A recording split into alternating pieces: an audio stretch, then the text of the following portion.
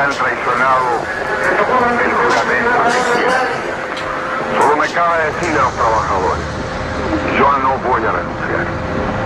Tienen la fuerza, podrán avasallarnos, pero no se detienen los procesos sociales, trabajadores de mi patria.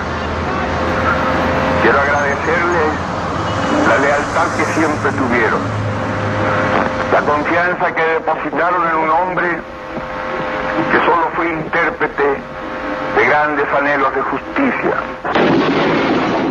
Estábamos escuchándolo ahí cuando pasó. Estábamos con unos holandeses. ¿Te acuerdas a tus sentimientos en este momento? Sí, estábamos con unos holandeses, habían unos chicos, unos seminaristas holandeses aquí. Con ellos estábamos. Lloramos todos. Allende, a pesar de haber sido, como decían, que era aristócrata, pero que era un político que él entendía a su clase, a la clase obrera. Tenemos la pretensión, y eso sí que lo voy a decir con modestia, de estar creando un camino distinto y demostrar que se puede hacer estas transformaciones profundas que son el camino de la revolución. Y nosotros lo hemos dicho, y tú sabes perfectamente bien, que hemos dicho que crear un gobierno democrático, nacional, revolucionario y popular, que abrirá el camino al socialismo. El 11 de septiembre de 1973, el Palacio de la Moneda de Santiago de Chile se transforma en el escenario de una de las últimas batallas de la Guerra Fría. Hoy, el presidente Salvador Allende tiene intención de pronunciar un apasionado discurso para evitar el inminente golpe de Estado. Pero la Operación Amanecer aborta todos sus planes. Son las 6:11 de la mañana. Suena el teléfono, me toca contestar la llamada. Por el otro lado del teléfono se identifica el general Urrutia solicitando hablar con el presidente de la República. La respuesta fue que no, porque se había acostado muy tarde y había dado la orden de no ser despertado. No obstante, él me dice de que asume la responsabilidad de despertar al presidente, dado que la situación en el país es grave. En el camino inmediatamente se nos da la orden de ir con el armamento dispuesto, dada la gravedad de la situación. A esa hora sí se había dado la información de que la Marina, en sus maniobras que hacía todos los años, las habían aplazado y se dirigían a Valparaíso, lo que daba inicio, digamos, a un golpe de Estado, como una sublevación de la Marina.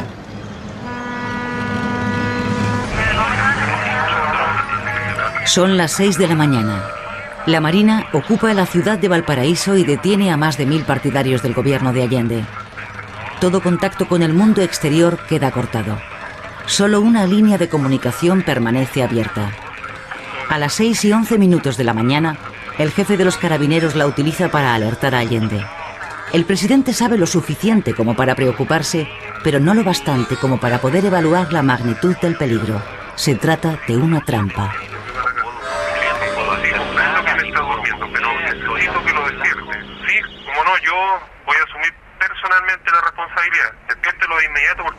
Allende acude al Palacio de la Moneda.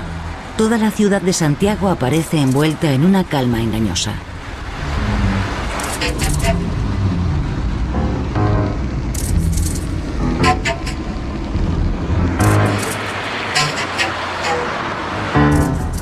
El ejército espera hasta que Allende está dentro del palacio. El centro de la ciudad queda incomunicado de los suburbios en los que reside la clase trabajadora.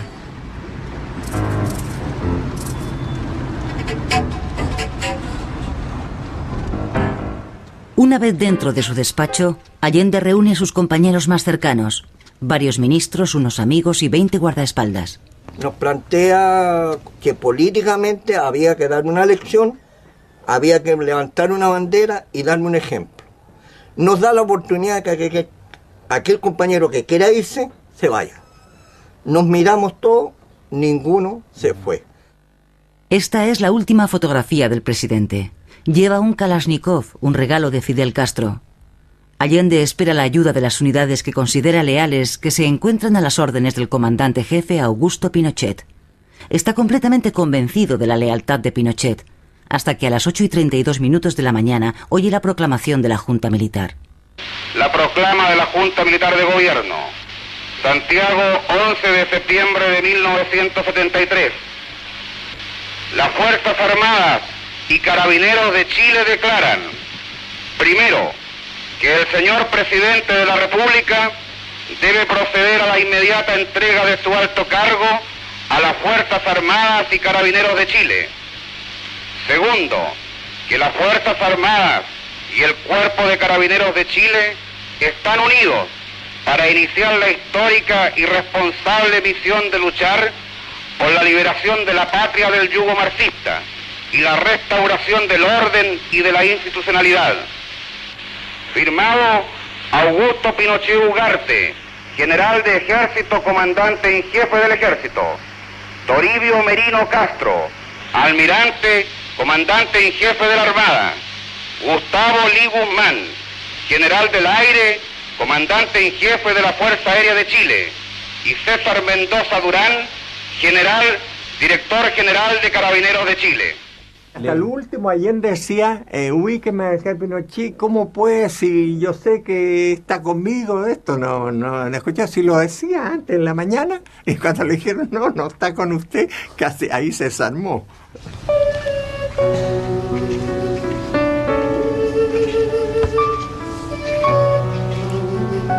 El hombre que había defendido la visión de una democracia socialista ahora se encuentra en el palacio totalmente solo y rodeado por 4.000 soldados.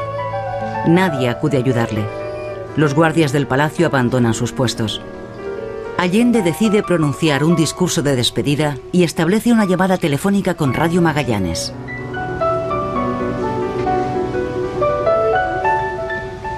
Y fíjese, no lo veo nunca, Salvador, con casco, con el teléfono así doblado y haciéndole, cubriendo, porque era el último contacto y no se estaba seguro de que esas palabras fueran recibidas en Radio Balmaceda, creo que era, ¿no? Magallanes. Sí, yo estaba ahí con Salvador. Eso, le reitero, forma parte de mi grande orgullo haber estado presente porque ese discurso fue sin pauta, sin nada, fue una cosa que le salió a Salvador del fondo. Seguramente Radio Magallanes será callada y el metal tranquilo de mi voz no llegará a ustedes, no importa. Lo seguirán oyendo. Siempre estaré junto a ustedes. Por lo menos mi recuerdo será del hombre digno que fue leal a la lealtad.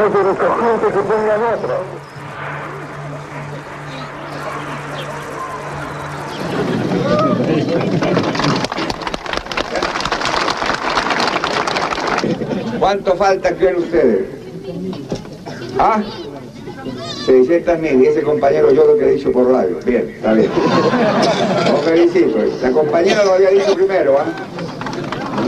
Así que, fíjense una cosa. En primer lugar, dos personas de las que están aquí han contestado. El resto se quedó callado. Lo cual significa que lo que he dicho 50 veces han sido. No se lo han aprendido, no se lo han metido en la cabeza o no lo han oído. Y después se quejan, y después pierden las elecciones. Ni siquiera oyen los discursos, no los discuten y no se les meten las cosas en la cabeza. ¿Hasta cuándo diablos van a seguir así? No le gustaba estar entre la masa.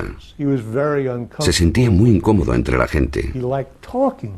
Le gustaba hablar con las masas y era capaz de hablar con las masas. Pero su entorno era la burguesía. Le gustaba tener a mujeres de la clase alta como amantes. Y le gustaba beber el mejor whisky del mercado. Nunca bebía whisky del barato. Le gustaba navegar en su pequeño barco los fines de semana. Le gustaban las mujeres guapas de buena estampa.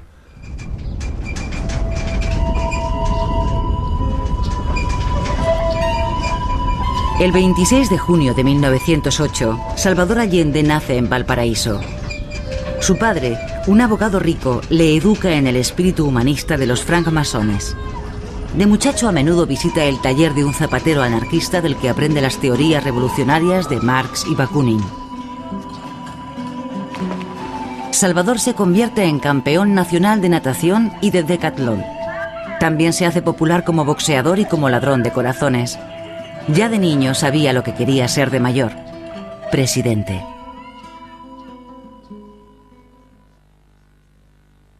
En 1933, el joven doctor Allende ayuda a fundar el Partido Socialista de Chile, lo que le obligaría a abandonar la medicina. Políticamente lucha por la solidaridad entre todos los partidos de izquierdas para que se opongan a los fuertes conservadores. Sus camaradas se burlan de él diciendo que es Lenin vestido de traje. Allende lucha para sobrevivir y para ello realiza disecciones y visitas médicas a domicilio en los barrios bajos de la ciudad. Allí es donde llega a conocer el otro Chile, el Chile de los rotos, como desdeñosamente llaman a los menos favorecidos los de la burguesía. La misión política de Allende se ve influenciada por sus experiencias como médico. Solo el socialismo podrá liberar a la gente de su miseria.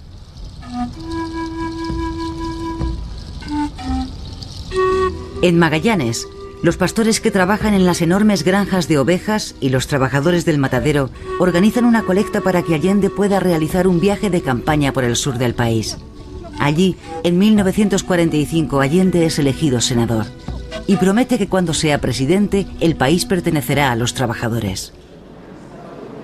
En 1970, tras 4 intentos, Allende consigue el 36,3% de los votos y es elegido presidente gracias a la derrota del Partido Demócrata Cristiano. Se convierte en el primer presidente marxista libremente elegido en la historia de la humanidad. Su coalición de socialistas, comunistas, socialdemócratas y cristianos de izquierdas recibe el nombre de Unidad Popular. Los partidos de izquierdas de todo el mundo están rebosantes de alegría. El socialismo y la democracia son compatibles. Durante los primeros meses de mandato de Allende, los salarios suben un 25%. Es una fiesta para los menos favorecidos y los ricos empiezan a hacer sus maletas. Esto es Chuquicamata, la mina de cobre a cielo abierto más grande del mundo, propiedad de la empresa norteamericana Anaconda Copper Company. Allende la nacionaliza sin dar ninguna compensación. Otras 90 grandes empresas chilenas también son expropiadas. Sin embargo, unos meses más tarde consiguen generar solo déficit. Los mandos del partido no tienen la menor experiencia en cómo llevar los negocios. El gobierno de Allende, de acuerdo con sus respectivos sindicatos, los sindicatos manejados por los socialistas o por los comunistas o por el MIR, hacían una huelga, paralizaban la industria. Entonces el Ministerio del Trabajo decretaba la reanudación de faenas y nombraba a un administrador de la empresa, un interventor socialista. Eso se llamaron los resquicios legales. Nosotros denunciamos eso como una cosa absolutamente contraria a derecho, un fraude al derecho.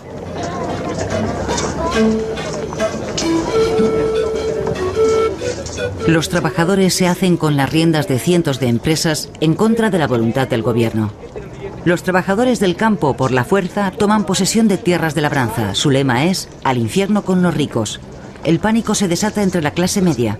Allende ya no es capaz de controlar a aquellos espíritus que él mismo convocó. No tuvimos fuerza, no tuvimos fuerza suficiente para derrotarlo. ¿Me entiendes? Entonces se fue creando y eso favoreció, ayudó al juego de la derecha. Entonces se fue deteriorando la correlación de fuerza, porque para hacer la revolución, para llevar adelante el cumplimiento del programa de la Unidad Popular, se requería la mayoría del país. Eso está claro. La mayoría la tuvimos al comienzo, con el apoyo demócrata cristiano, después aún sin el apoyo de los demócratas cristianos en los primeros meses del año 71. Pero después se fue deteriorando.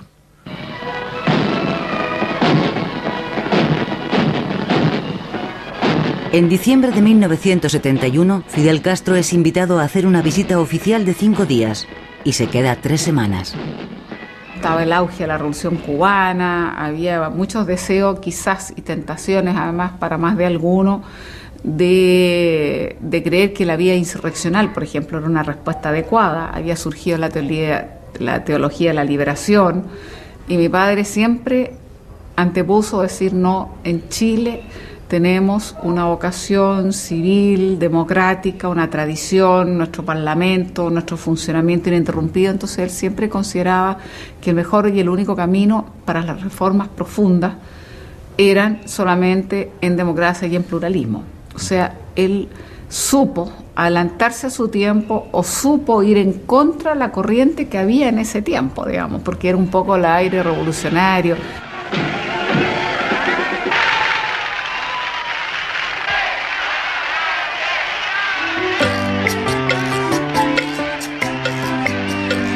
Fidel Castro critica la debilidad ideológica de la revolución chilena y eso anima a la oposición de los radicales de izquierda a actuar contra Allende. Sí, ese ya fue el colmo, porque venía por 4 o 5 días que no hayan qué hacer con él, porque Fidel Castro es un hombre muy especial, ¿no? Ahora, a medida que está viejo, se le han ido ablandando. Pero le gustó tanto acá que se quería quedar y no hallaban dónde mandarlo, dónde entretenerlo. Y eso causó e impulsó más todavía que como un gobernante extranjero lo atendían de tal forma. El general Palacios el día del golpe de Estado. Su regimiento acorazado número 2 es el que tiene la misión de atacar el Palacio de la Moneda. El ultimátum expira a las 11 de la mañana. Los 20 guardaespaldas del interior del palacio y los 8 tiradores situados en el tejado del cercano Ministerio de Trabajo mantienen a todo un ejército bajo control. Los guardaespaldas de Allende idean un plan de fuga, pero Allende se niega a seguirlo. Su amigo, el periodista Augusto Olivares, se suicida.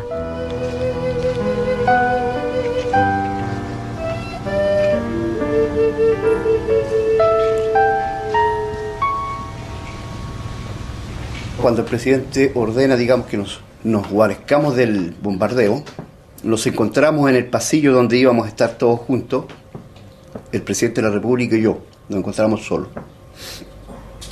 Es en ese momento cuando él se aproxima a mí y pone su cabeza en mi hombro y llora la muerte de su amigo, el periodista Augusto Olivares. En este momento me llamó Domínguez, secretario de Marina, y me decía que fueran los 3 comandantes en jefe a pedir notición al presidente. Vos sabés que este gallo es chueco. Consecuencia, es al revés la cosa, que él quiere, va al Ministerio de Defensa a entregarse a los 3 comandantes en jefe. O sea, quiere decir que a las 11, cuando lleguen los primeros pericos, a ver qué es lo que va a pasar. A las 11 en punto se van a perder. Allende no se rinde, pero decide negociar telefónicamente para que las mujeres, incluyendo 2 de sus hijas, Beatriz e Isabel, tengan permiso para abandonar el Palacio de la Moneda. Uno siente como casi una traición, ¿no? Uno lo que desea es permanecer. Entonces tuvimos varias veces una discusión, porque él nos decía teníamos que irnos y nos decía a mi hermana, a mí y a otras mujeres que estaban allí, secretarias, asesoras, en fin, periodistas, pero no queríamos, porque uno se siente mal, uno quiere permanecer, pero al final nos dimos cuenta que lo estábamos angustiando, así que optamos por hacerle caso. Entonces él personalmente nos acompañó hasta Morandé 80. Ahí nos dimos un abrazo sin palabras. Yo creo que ahí sobran las palabras. Pero yo reconozco que ese abrazo fue emocionado, pero yo nunca pude pensar que esa iba a ser la última vez.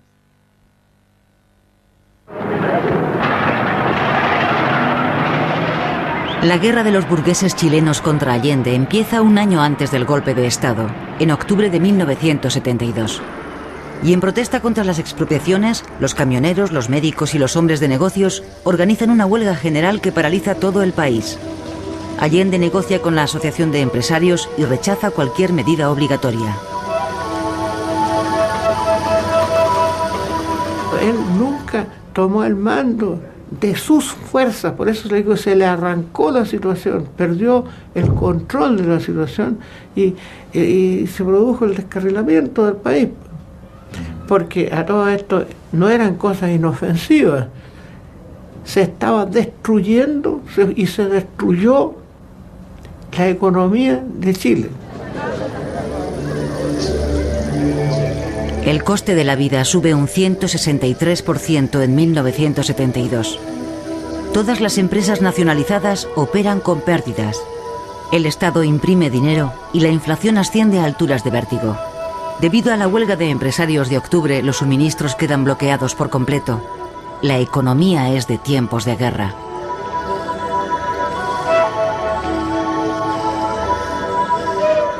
¿Qué es lo que había?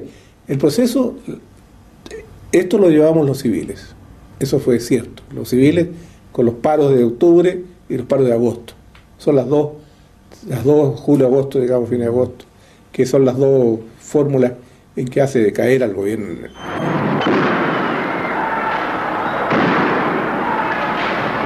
La derecha política crea una organización terrorista, Patria y Libertad.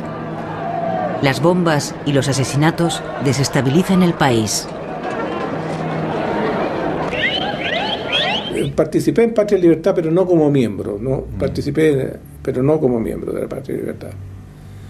Esa fue una cosa que también son cosas del momento que hacen necesario crear organismos. Hay otro más que creó el Partido Nacional. Pero era un organismo de terror también. Sí, Patria y Libertad. Claro, Patria y Libertad.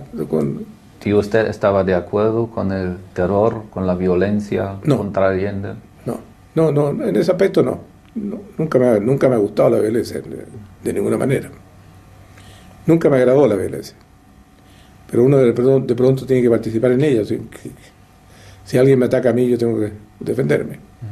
Pero que lo entiendan aquellos que quieren retrotraer la historia y desconocer a la voluntad mayoritaria de Chile. Sin tener carne de mártir, no daré un paso atrás, y que lo sepan, dejaré la moneda cuando cumpla el mandato que el pueblo me diera.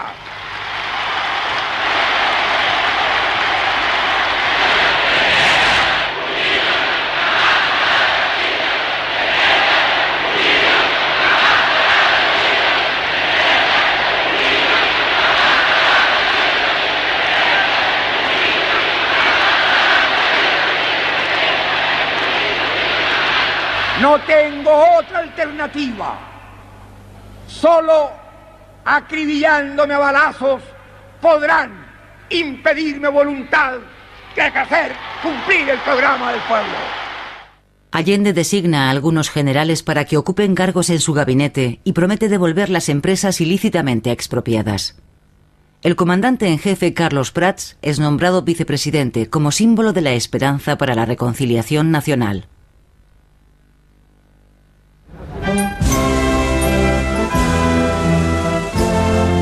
En diciembre de 1972, Allende viaja a Moscú. Supuestamente su gran hermano le va a echar una mano. Sin embargo, el KGB se opone. Por eso la opinión nuestra de inteligencia era que este proceso está condenado a morir. Porque Allende, que era un demócrata químicamente puro, como decíamos nosotros, que él estaba absolutamente en contra de cualquier procedimiento de carácter dictatorial, de mano fuerte, de mano de hierro. Él se atenía a los procedimientos democráticos desde el principio hasta el fin. Nosotros estamos seguros, por la experiencia de otros países, que con este idealismo de Allende era imposible mantener el régimen interno del país. Brezhnev se mantiene firme en su decisión. Nada de dinero para Chile. Tras las negociaciones, Allende le comenta a su médico: tengo un puñal clavado en la espalda. Allende dice: y ahora, señor Brezhnev, yo quiero hacer una solicitud. La solicitud del condenado a la muerte. Brezhnev levantó la jeta Entonces, ¿cómo? Se sorprendió qué solicitud del condenado a la muerte. Él dice, es que dentro de pocos días termina el plazo de créditos cortos que habían dado a Chile, una suma alrededor de $80 millones. Y si nosotros no estamos en condiciones de devolver esta suma en pocas semanas, entonces Chile será anunciado como un país en bancarrota, ¿sí? Y pierde todo su prestigio. Allende estuvo por retirarse abruptamente de su visita que hizo a Moscú. Hubo un momento en que dijo, me retiro. No, si aquí no se da nada. En definitiva se queda, pero tampoco obtuvo nada. O sea, el apoyo de la Unión Soviética fue exclusivamente un apoyo solidario, que las palabras en este caso sirven poco. El embajador Anatoly Dobrinin informa a Henry Kissinger. La Unión Soviética no va a ayudar a Allende. No quiere una segunda Cuba ni un nuevo conflicto con los Estados Unidos. Ninguno de los superpoderes tiene necesidad del socialismo libre de Allende. La administración Nixon quiere deshacerse de Allende aplicando presión tanto política como económica. Sin embargo, da orden a la CIA de participar activamente en la planificación del golpe de Estado. Según Henry Kissinger, Allende ya no supone una amenaza.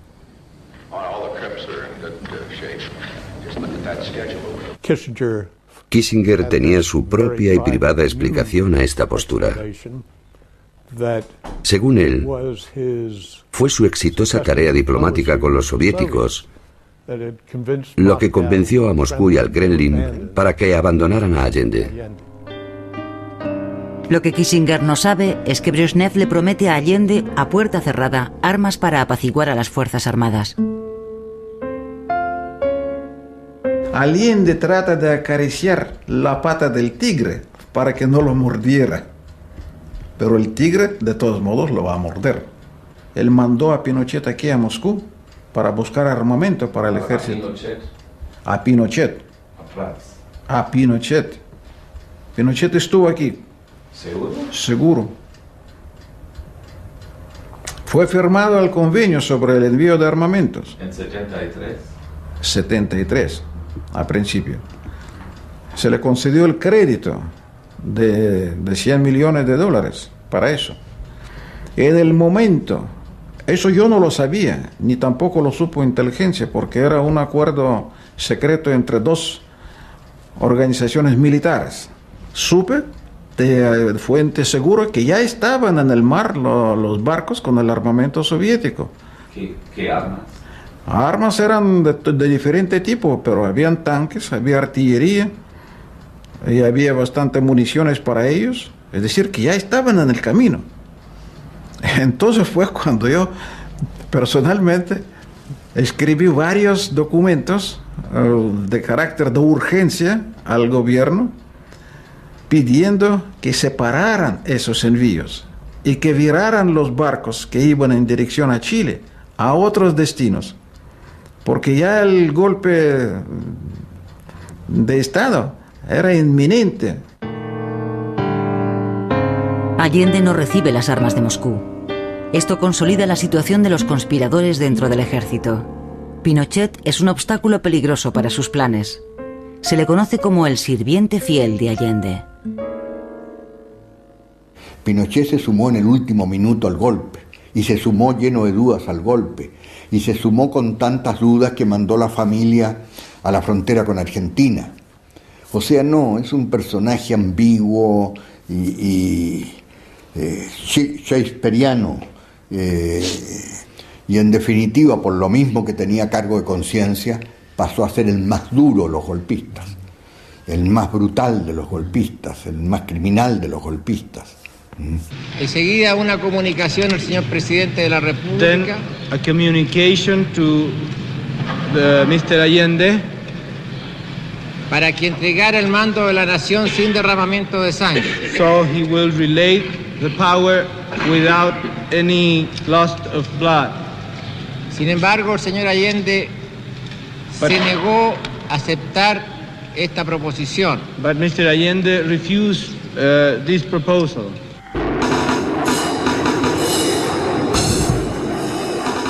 A las 11:52 de la mañana, el Palacio de la Moneda comienza a ser atacado con misiles por bombarderos Hawk Hunter durante 21 minutos.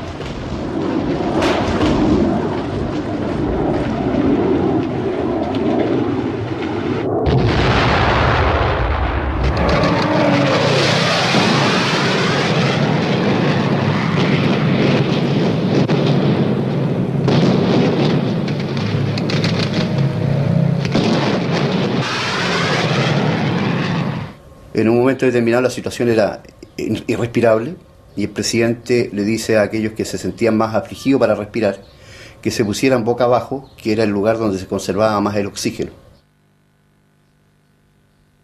Y creo que los acontecimientos como se presentaron ese día, la desunión de la Unidad Popular, que era el sector político fuerte que lo apoyaba, nunca se pusieron de acuerdo en resolver los problemas, digamos, que existían.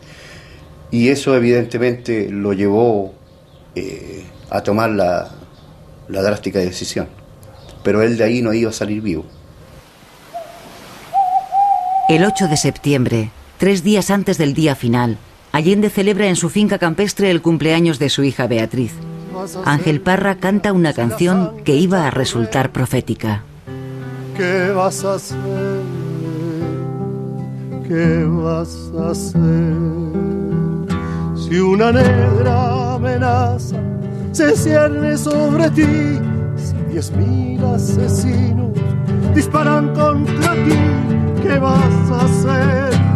¿Qué vas a hacer? Si la guerra tu patria parte en dos, si la muerte se lleva tu primer amor, ¿qué vas a hacer? ¿Qué vas a hacer?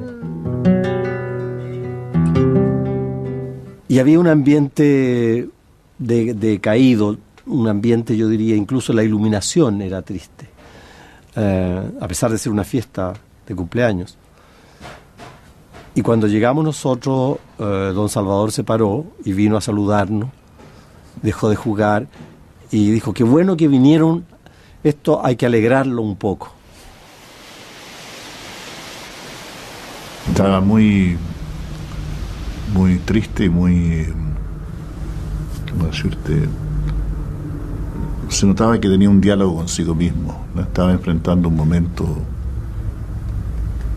final, o sea, era como ver un personaje de una tragedia griega. Yo creo que todos éramos, y no nos dábamos cuenta, pero él sí era. Yo pienso que los vientos revolucionarios nos hicieron mal. Y que ese costo lo pagó todo Chile. Aquella noche Allende le dice a un amigo, tal vez no hemos entendido el ritmo de este país después de todo. Se dispone a organizar la retirada. Y Allende veía que la cosa ya no tenía solución y que era preferible perderla, perderla en un plebiscito. Si la perdíamos, perdamos el gobierno en un plebiscito. Para evitar el derramamiento de sangre. Ese era el final. El trágico 8 de septiembre, los dirigentes del Partido Socialista informan a Allende de su decisión. No al diálogo, no al referéndum. El partido de Allende quiere un enfrentamiento. Nada más desquiciador. No hay caos más profundo y más hondo que una guerra civil. Si ella se provocara, aunque la ganara el pueblo y el gobierno, siempre perdería el pueblo y el gobierno, y lo que es peor, perdería el país. Una guerra civil en Chile no solo significaría quebrar, desde el punto de vista social, la convivencia nuestra, en donde padres a hijos se enfrentarían hermanos a hermanos o hermanas, en donde además la politización ha llegado a nivel tal que prácticamente el país está tangencialmente dividido en dos sectores. Allende le pide al cardenal Silva Enríquez que haga de mediador. El 17 de agosto, el cardenal invita a Allende y al presidente de los demócratas cristianos, Patricio Aylwin, a su casa. Es la última oportunidad. Nosotros pensábamos que la solución era un plebiscito. Y en eso nos jugamos hasta el final. Allende también propuso. Allende estuvo dispuesto a eso, pero sus partidos no le dieron el acuerdo. En esa conversación en casa del cardenal hablamos de estas cosas. Merecía ese calificativo de tragedia griega. Porque era un diálogo de sordos. Yo no creo que nadie quisiera realmente destruir la democracia, pero los hechos fueron produciéndose de una manera muy dramática y condujeron precisamente a destruir la democracia. Los demócratas cristianos llevan el diálogo con poco entusiasmo. Su ala derecha se ha aliado con el Partido Nacional. Su antiguo presidente, Eduardo Frei, aún rencoroso por el éxito de Allende, está ansioso por ver la derrota de este.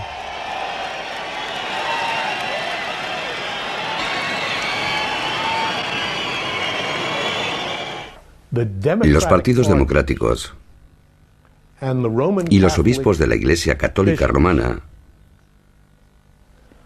decidieron que el país iba a quedar totalmente arruinado si no se hacía algo. Entonces hablaron con los generales. Patricio Aylwin fue uno de los que se volvió hacia las Fuerzas Armadas y les dio su aprobación. Él estaba al frente del Partido Demócrata Cristiano.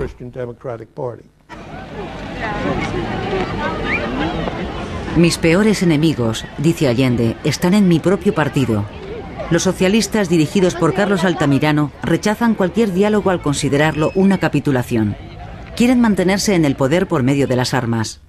2 días antes del previsto para el golpe, el día 9 de septiembre, Altamirano dice en uno de sus discursos: «Somos la vanguardia del proletariado, estamos preparados para resistir cualquier golpe. Chile se va a convertir en un nuevo y heroico Vietnam». Y el 9 usted hace este famoso discurso en que no echando benzina, echando benzina a las llamas. Sí. ¿Por qué? Si usted quiere echando benzina, pero el discurso prácticamente no se ha leído porque dado la falta de honestidad en la vía de las comunicaciones en Chile, nunca fue publicado el discurso. Nadie conoce el discurso, nadie ha leído ese discurso. Fue transmitido por radio. Fue transmitido por radio. Pero bueno, los discursos que producen efectos son los que se leen, no en un determinado momento y por una radio. No hay un proceso histórico de alguna trascendencia que no entrañe un alto nivel de locura, de irresponsabilidad y sobre todo de utopía. En junio de 1973, los conspiradores empiezan a reunirse en la casa del abogado Gamboa, en el exclusivo barrio de Lo Curro, para planificar el golpe de Estado. Ya en el ejército no había más de 5 o 6, de la Fuerza Aérea habían otros tantos, y iban civiles a la reunión de la casa de Gamboa. ¿Civiles representando qué? ¿Partidos? Partidos, sí. Si mal no, sí, partidos. Partidos y su idea política contra, incluso de la democracia cristiana, que era la mayoría. Sí, eso es lo divertido. ¿Y el general Pinochet? Eso lo dijo usted. No, es una pregunta. ¿En qué fracción era él? Si me pregunta a mí, para nosotros los que estamos bien metidos en el asunto, era dudoso porque trabajaba muy bien su posición. Él en su libro dice que él estaba preparando. Eso a lo mejor lo preparó por su lado, nosotros nunca lo supimos. El 29 de junio ya se produce un pequeño golpe de Estado organizado por el coronel Soper de la extrema derecha. El general Prats y el general Pinochet se enfrentan a los tanques del rebelde. Cuando Prats renuncia a su puesto como jefe supremo de las Fuerzas Armadas en el mes de agosto, Allende nombra a un sucesor, Augusto Pinochet. Jugaba así su última carta.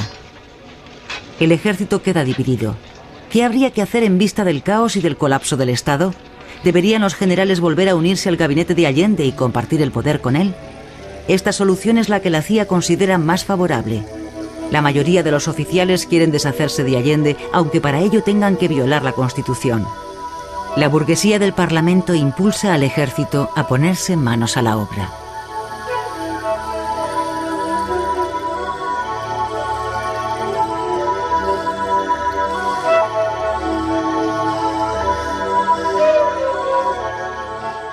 a nosotros, a los oficiales, yo no era general entonces, yo era coronel, nos tiraban maíz, igual que a las gallinas, así, maízito, chiquito, porque éramos unas gallinas, pues.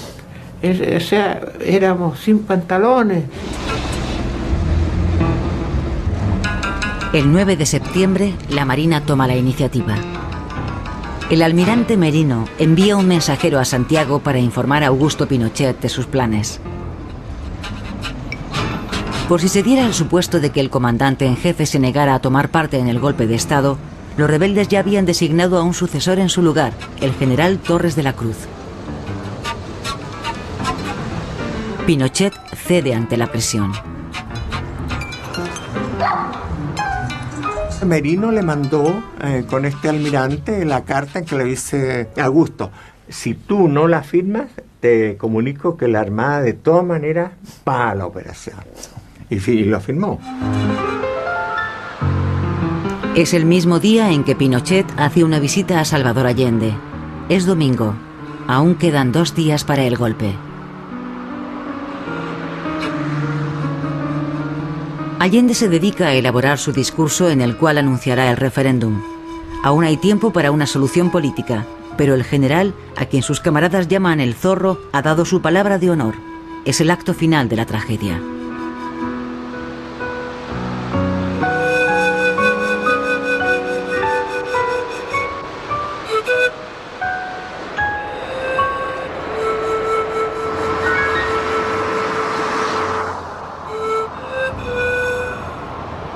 Y el lunes Salvador llamaba plebiscito y se acababa el peligro de golpe, de masacre, como decía Chicho. Entonces lo importante es que entre la mucha gente que fue a Cañaveral el domingo, fueron 2 generales de civil, el general Pinochet y el general Bonilla. No se llamaba Bonilla, Urbina, el general Urbina. A expresarle al presidente su solidaridad y su preocupación por lo que estaba.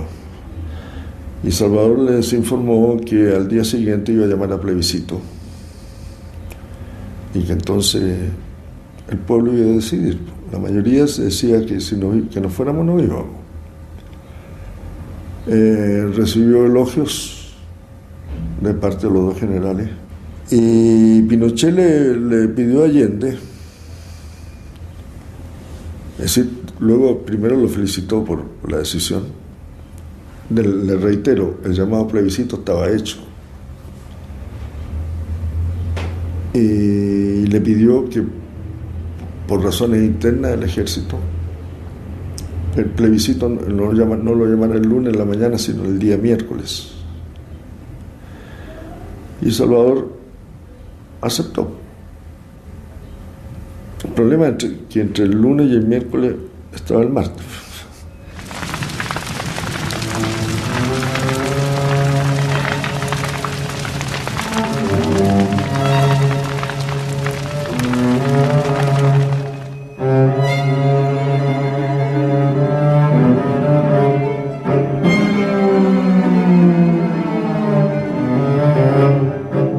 Entro, el Salón de Independencia es uno en que a un lado está el cuadro sobre Picasso, muy bonito, y veo en el sillón rojo el cuerpo del señor Allende así acostado, y con la metralleta que le regaló, porque lo vi en la placa, Fidel Castro.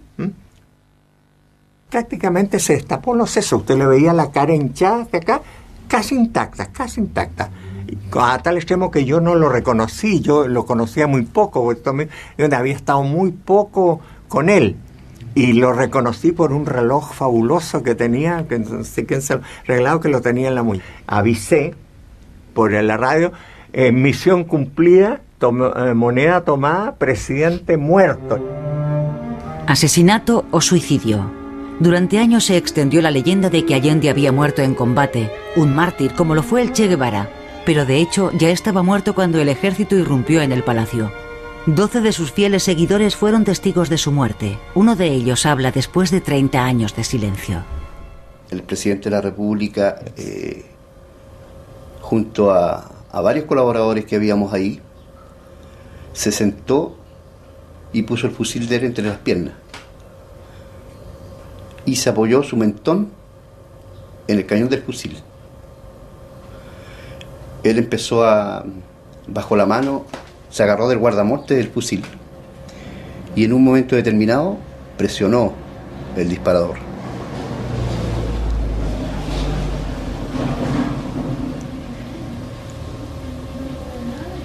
Eso ocurrió en el lado derecho del presidente de la República. El fusil lo tenía apoyado aquí.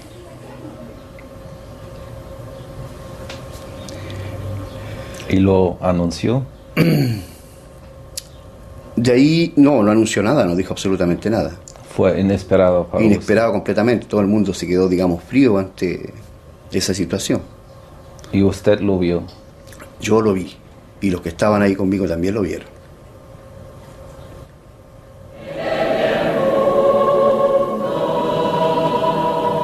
Esta es la misa de acción de gracias que organizan los vencedores.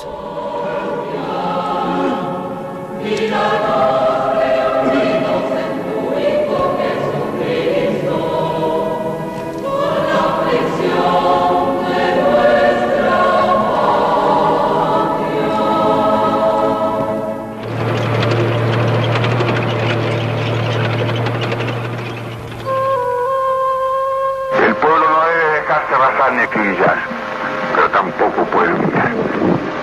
Trabajadores de mi patria, tengo fe en Chile y su destino, que mucho más temprano que tarde, de nuevo, abrirán las grandes alamedas por donde pase el hombre libre. Estas fueron mis últimas palabras.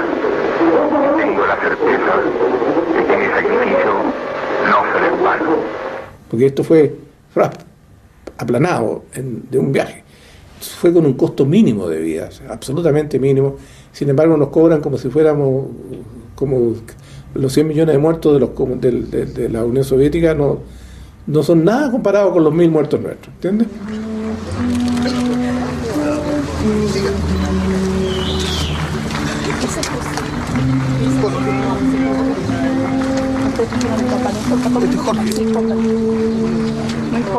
La tragedia de Chile aún no ha terminado.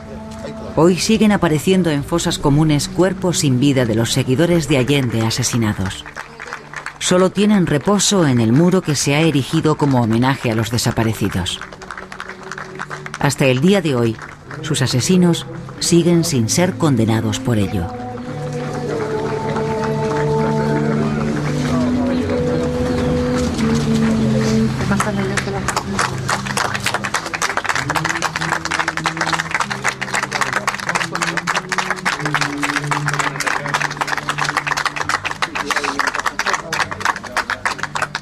No es que yo esté por el suicidio, pero yo creo que él lo pensó muy bien. Yo creo que fue que dejó una lección.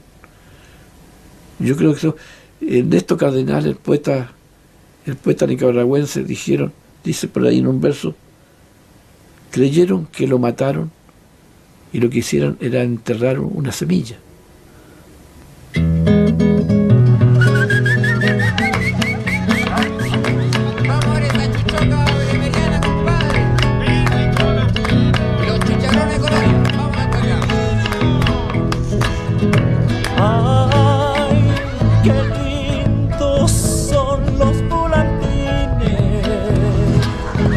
Y os habla después de 30 años de silencio. El presidente de la República, junto a varios colaboradores que habíamos ahí, se sentó y puso el fusil de él entre las piernas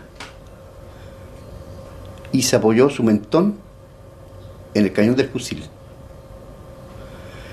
Él empezó bajo la mano, se agarró del guardamorte del fusil y en un momento determinado presionó el disparador.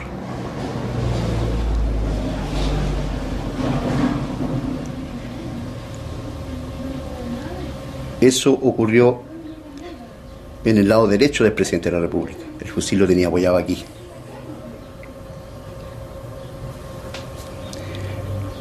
¿Y lo anunció? De ahí no anunció nada, no dijo absolutamente nada. Fue inesperado para Inesperado usted. Completamente. Todo el mundo se quedó, digamos, frío ante esa situación. ¿Y usted lo vio? Yo lo vi. Y los que estaban ahí conmigo también lo vieron.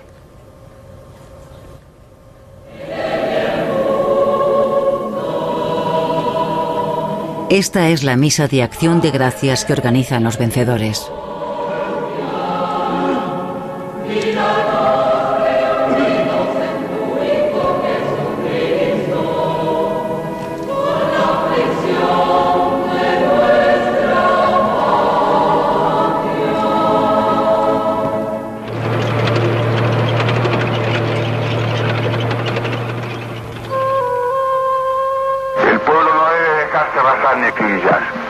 Pero tampoco puede humillar. Trabajadores de mi patria, tengo fe en Chile y su destino, que mucho más temprano que tarde, de nuevo, abrirán las grandes alamedas por donde pase el hombre libre. Estas fueron mis últimas palabras y tengo la certeza de que mi sacrificio no será en vano. Porque esto fue aplanado de un viaje. Fue con un costo mínimo de vida, o sea, absolutamente mínimo. Sin embargo, nos cobran como si fuéramos como los 100 millones de muertos de la Unión Soviética, no son nada comparado con los 1000 muertos nuestros, ¿entiendes?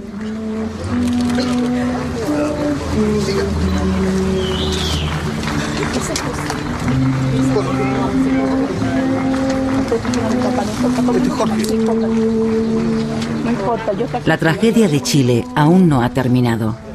Hoy siguen apareciendo en fosas comunes cuerpos sin vida de los seguidores de Allende asesinados.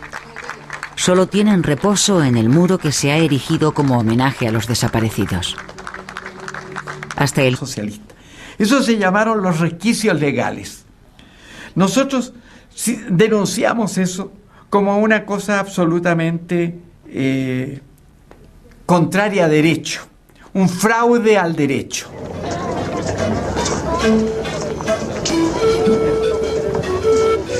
Los trabajadores se hacen con las riendas de cientos de empresas en contra de la voluntad del gobierno.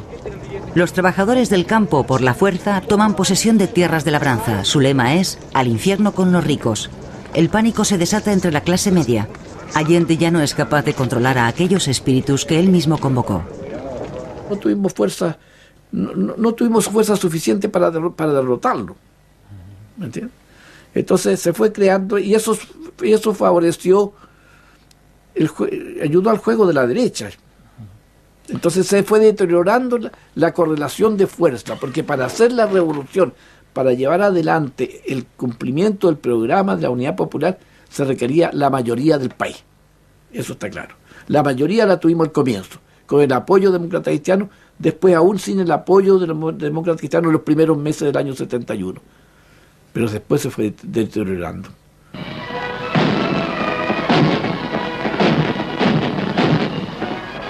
En diciembre de 1971, Fidel Castro es invitado a hacer una visita oficial de 5 días y se queda 3 semanas. Estaba el auge de la Revolución Cubana, había muchos deseos quizás y tentaciones además para más de alguno de creer que la vía insurreccional, por ejemplo, era una respuesta adecuada. Había surgido la teología de la liberación y mi padre siempre antepuso decir no, en Chile tenemos una vocación civil, democrática, una tradición, nuestro parlamento, nuestro funcionamiento ininterrumpido. Entonces él siempre consideraba que el mejor y el único camino para las reformas profundas eran solamente en democracia y en pluralismo. O sea, él supo adelantarse a su tiempo o supo ir en contra de la corriente que había en ese tiempo, digamos, porque era un poco el aire revolucionario.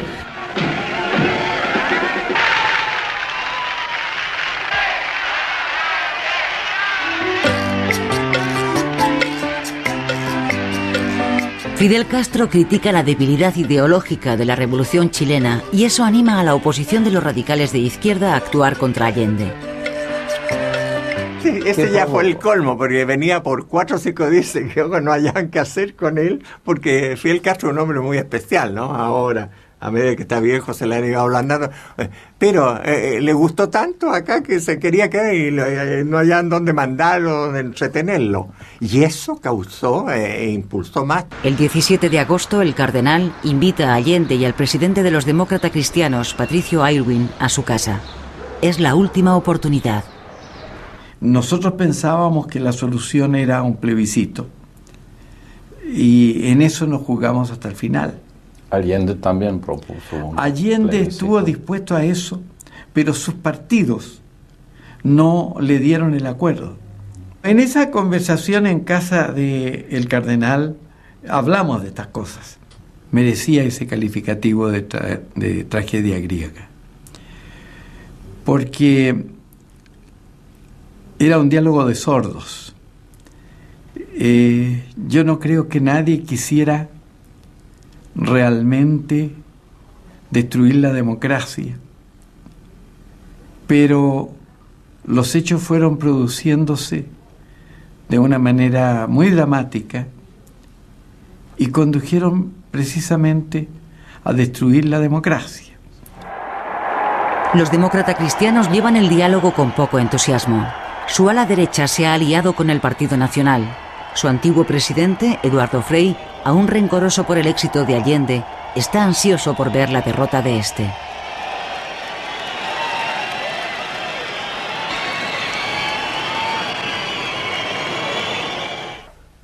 Los partidos democráticos y los obispos de la Iglesia Católica Romana decidieron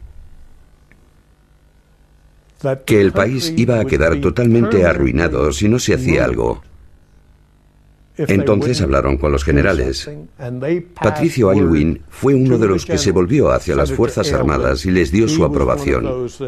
Él estaba al frente del Partido Demócrata Cristiano.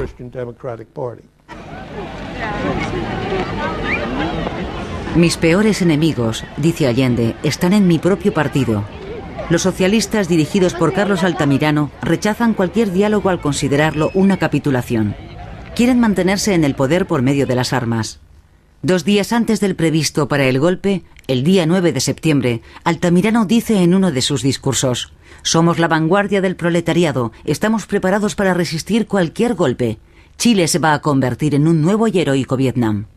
Y el 9 usted hace este famoso discurso en que no echando benzina, echando benzina a las llamas. Sí. ¿Por qué? Si usted quiere echando benzina, pero el discurso prácticamente no se ha leído porque dado la falta de honestidad en la vía de las comunicaciones en Chile, nunca fue publicado el discurso. Nadie conoce el discurso, nadie ha leído ese discurso. Solo acribillándome a balazos podrán impedirme voluntad de hacer cumplir el programa del pueblo. Allende designa a algunos generales para que ocupen cargos en su gabinete y promete devolver las empresas ilícitamente expropiadas. El comandante en jefe Carlos Prats es nombrado vicepresidente como símbolo de la esperanza para la reconciliación nacional.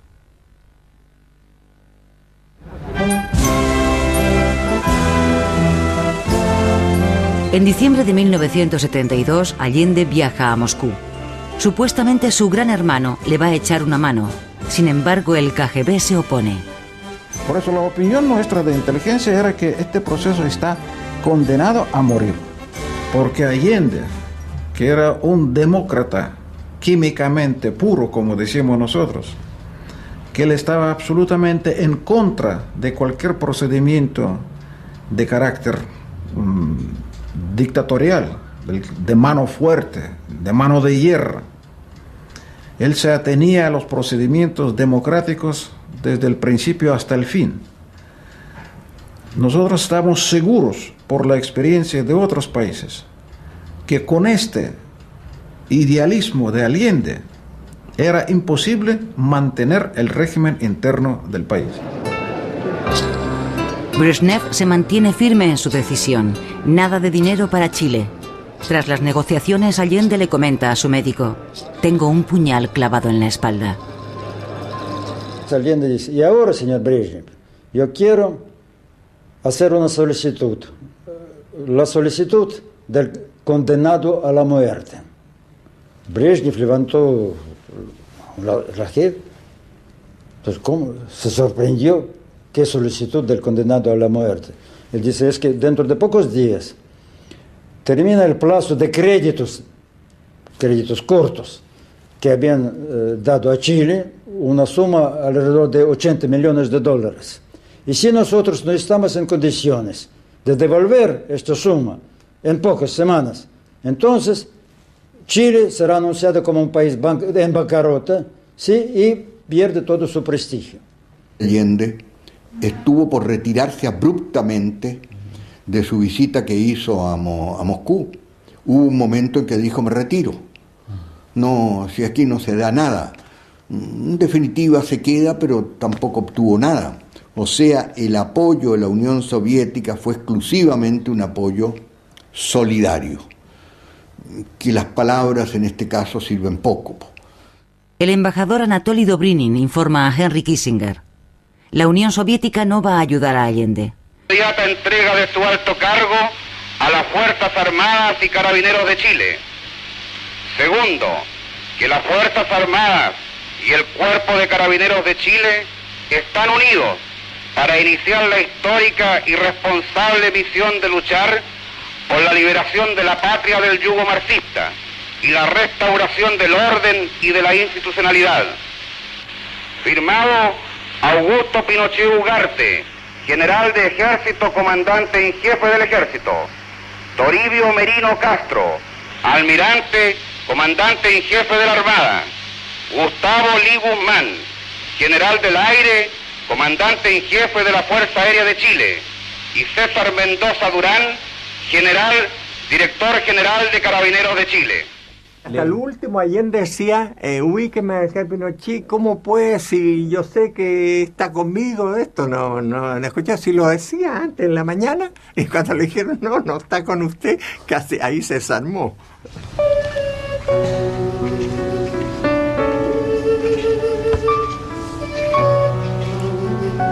El hombre que había defendido la visión de una democracia socialista ahora se encuentra en el palacio totalmente solo y rodeado por 4.000 soldados. Nadie acude a ayudarle. Los guardias del palacio abandonan sus puestos. Allende decide pronunciar un discurso de despedida y establece una llamada telefónica con Radio Magallanes.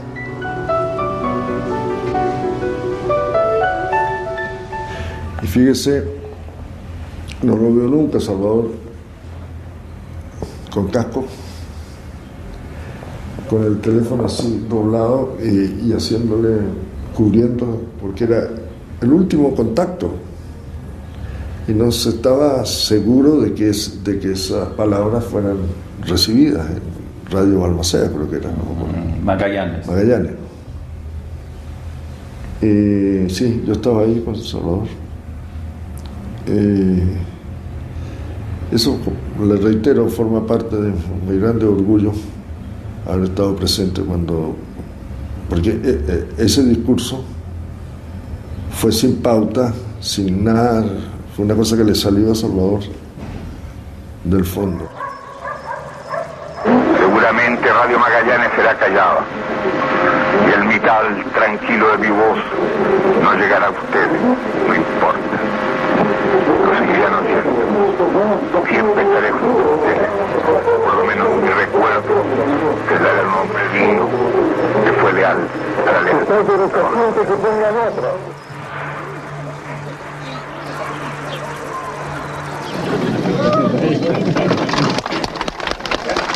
Estabiliza en el país.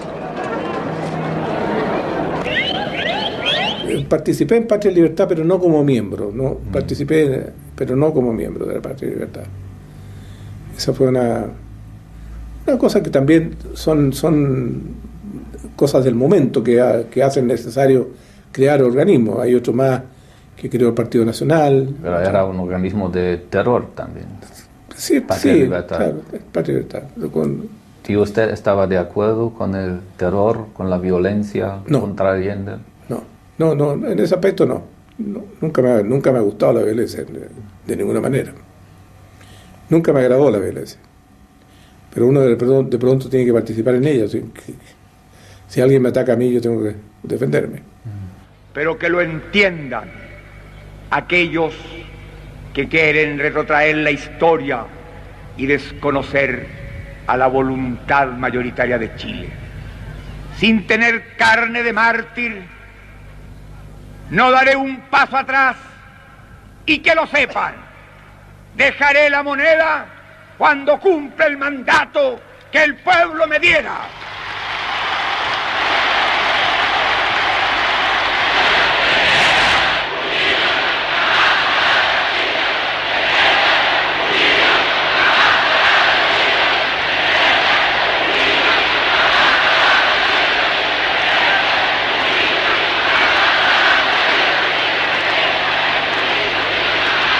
No tengo otra alternativa. Solo acribillándome a balazos podrán impedirme voluntad que hacer cumplir el programa del pueblo. Allende designa a algunos generales para que ocupen cargos en su gabinete y promete devolver las empresas ilícitamente expropiadas. El comandante en jefe Carlos Prats es nombrado vicepresidente como símbolo de la esperanza para la reconciliación nacional.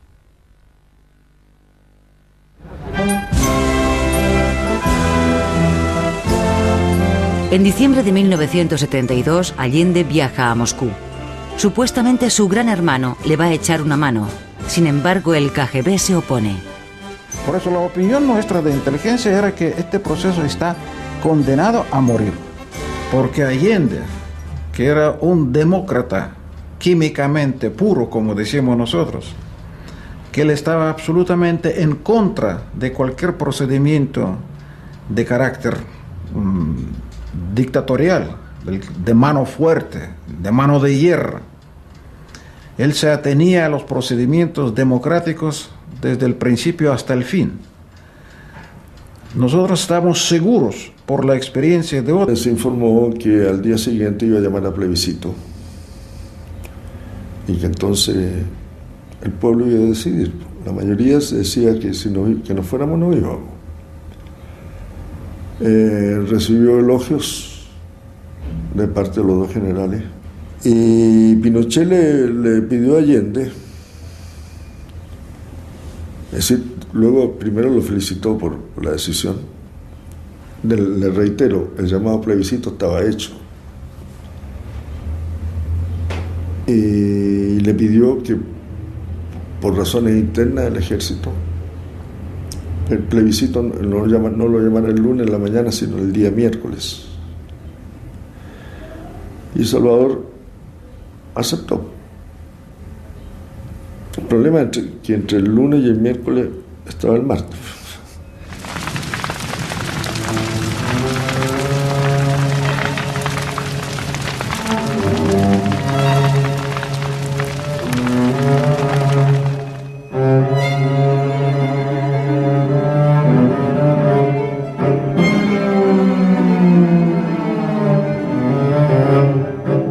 Entro, el Salón de Independencia es uno en que a un lado está el cuadro Subercaseaux, muy bonito, y veo en el sillón rojo el cuerpo del señor Allende así acostado, y con la metralleta que le regaló, porque lo vi en la placa, Fidel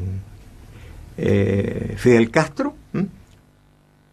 Prácticamente se destapó los sesos, usted le veía la cara hinchada hacia acá, casi intacta, a tal extremo que yo no lo reconocí, yo lo conocía muy poco, porque había estado muy poco con él, y lo reconocí por un reloj fabuloso que tenía, que no sé quién se lo regalado, que lo tenía en la muñeca. Avisé por la radio, misión cumplida, moneda tomada, presidente muerto.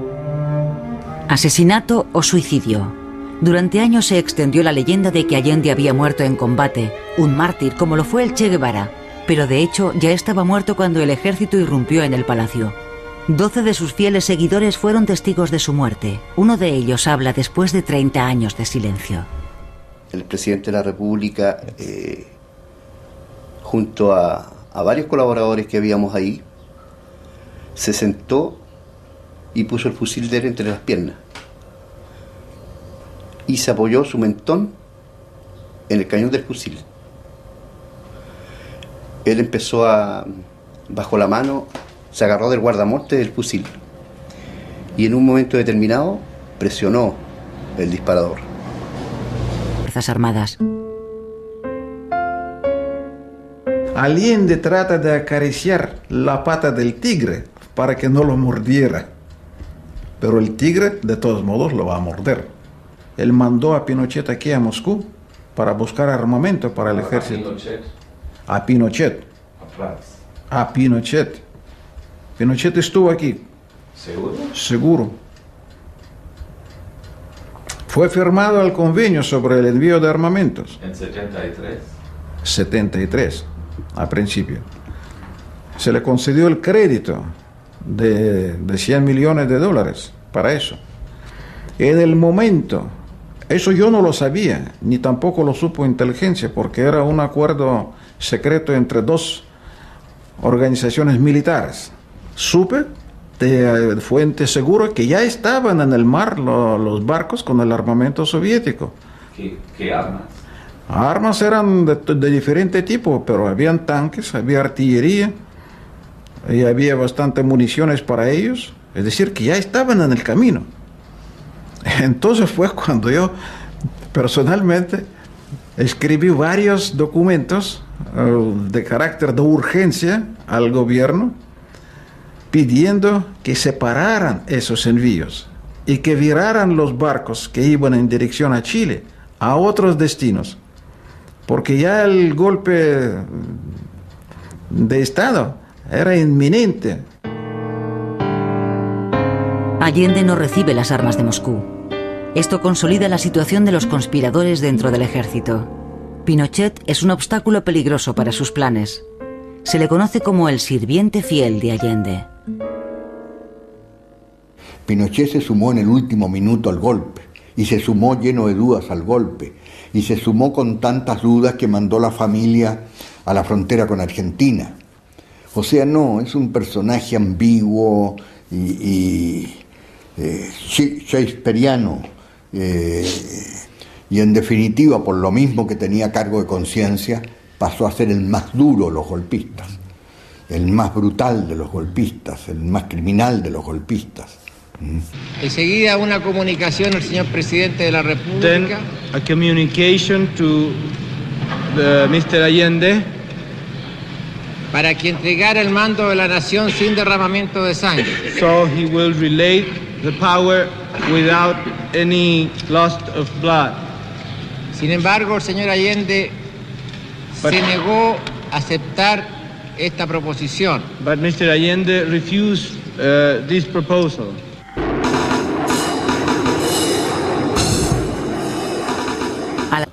La drástica decisión, pero él de ahí no iba a salir vivo. El 8 de septiembre, 3 días antes del día final, Allende celebra en su finca campestre el cumpleaños de su hija Beatriz. Ángel Parra canta una canción que iba a resultar profética. ¿Qué vas a hacer? ¿Qué vas a hacer? Si una negra amenaza se cierne sobre ti, si 10.000 asesinos disparan contra ti, ¿qué vas a hacer? ¿Qué vas a hacer? Si la guerra tu patria parte en dos, si la muerte se lleva tu primer amor, ¿qué vas a hacer? ¿Qué vas a hacer? Y había un ambiente decaído, un ambiente, yo diría, incluso la iluminación era triste, a pesar de ser una fiesta de cumpleaños. Y cuando llegamos nosotros, don Salvador se paró y vino a saludarnos, dejó de jugar y dijo, qué bueno que vinieron, esto hay que alegrarlo un poco. Estaba muy triste y muy, ¿cómo decirte? Se notaba que tenía un diálogo consigo mismo, ¿no? Estaba enfrentando un momento final, o sea, era como ver un personaje de una tragedia griega. Yo creo que todos éramos Y no nos dábamos cuenta, pero él sí era. Yo pienso que los vientos revolucionarios nos hicieron mal. Y que ese costo lo pagó todo Chile. Aquella noche Allende le dice a un amigo: tal vez no hemos entendido el ritmo de este país después de todo. Se dispone a organizar la retirada.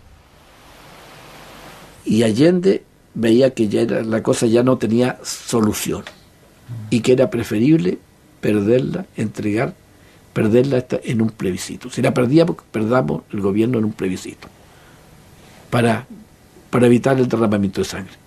Ese era el final. El trágico 8 de septiembre, los dirigentes del Partido Socialista informan a Allende de su decisión. No al diálogo, no al referéndum. El partido de Allende quiere un enfrentamiento. Nada más desquiciador. No hay caos más profundo y más hondo que una guerra civil. Si ella se provocara, aunque la ganara el pueblo.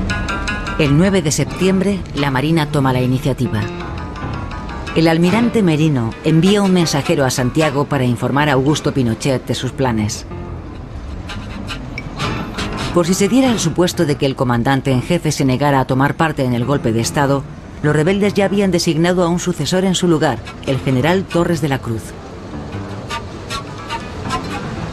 Pinochet cede ante la presión. Merino le mandó con este almirante la carta que le dice: Augusto, si tú no la firmas, te comunico que la Armada de todas maneras va a la operación. Y lo firmó. Es el mismo día en que Pinochet hace una visita a Salvador Allende. Es domingo. Aún quedan 2 días para el golpe. Allende se dedica a elaborar su discurso en el cual anunciará el referéndum. Aún hay tiempo para una solución política, pero el general, a quien sus camaradas llaman el Zorro, ha dado su palabra de honor. Es el acto final de la tragedia.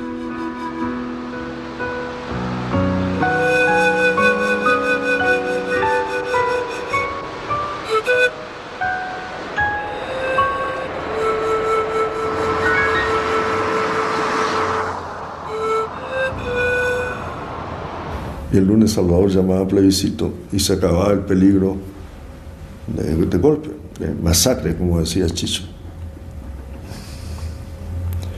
Entonces lo importante es que entre la mucha gente que fue a Cañaveral el domingo, fueron 2 generales de civil, el general Pinochet y el general Bonilla.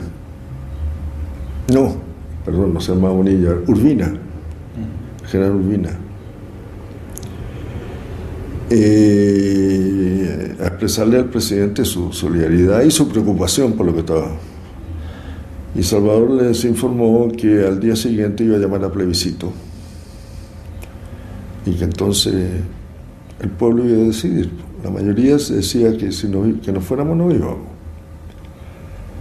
Recibió elogios de parte de los 2 generales y Pinochet le pidió a Allende, es decir, luego primero lo felicitó por la decisión. Le reitero, el llamado plebiscito estaba hecho y le pidió que por razones internas del ejército el plebiscito no lo llamara el lunes en la mañana, sino el día miércoles. Nunca bebía whisky del barato. Le gustaba navegar en su pequeño barco los fines de semana. Le gustaban las mujeres guapas de buena estampa.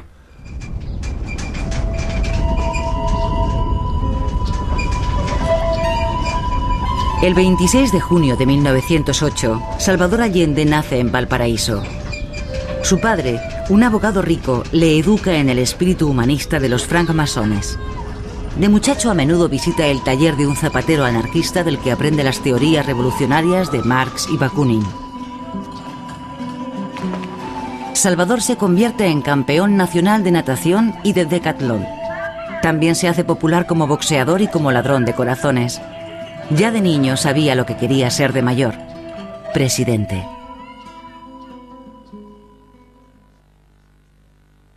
En 1933, el joven doctor Allende ayuda a fundar el Partido Socialista de Chile, lo que le obligaría a abandonar la medicina. Políticamente lucha por la solidaridad entre todos los partidos de izquierdas para que se opongan a los fuertes conservadores. Sus camaradas se burlan de él diciendo que es Lenin vestido de traje.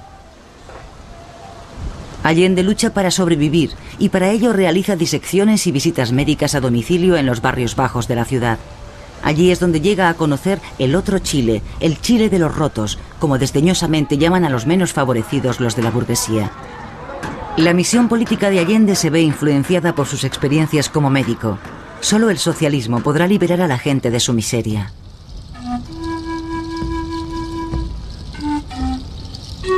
En Magallanes, los pastores que trabajan en las enormes granjas de ovejas y los trabajadores del matadero organizan una colecta para que Allende pueda realizar un viaje de campaña por el sur del país. Allí, en 1945, Allende es elegido senador y promete que cuando sea presidente, el país pertenecerá a los trabajadores. En 1970, tras 4 intentos, Allende consigue el 36,3% de los votos y es elegido presidente gracias a la derrota del Partido Demócrata Cristiano. Se convierte en el primer presidente marxista libremente elegido en la historia de la humanidad. Su coalición de socialistas, comunistas, socialdemócratas y cristianos de izquierdas recibe el nombre de Unidad Popular. Los partidos de izquierdas de todo el mundo están rebosantes de alegría. El socialismo y la democracia son compatibles. Durante los primeros meses de mandato de Allende, los salarios suben un 25%. Es una fiesta para los menos favorecidos, y los ricos empiezan a hacer sus maletas. Esto es Chuquicamata, la mina de cobre a cielo abierto más grande del mundo, propiedad de la empresa norteamericana Anaconda Copper.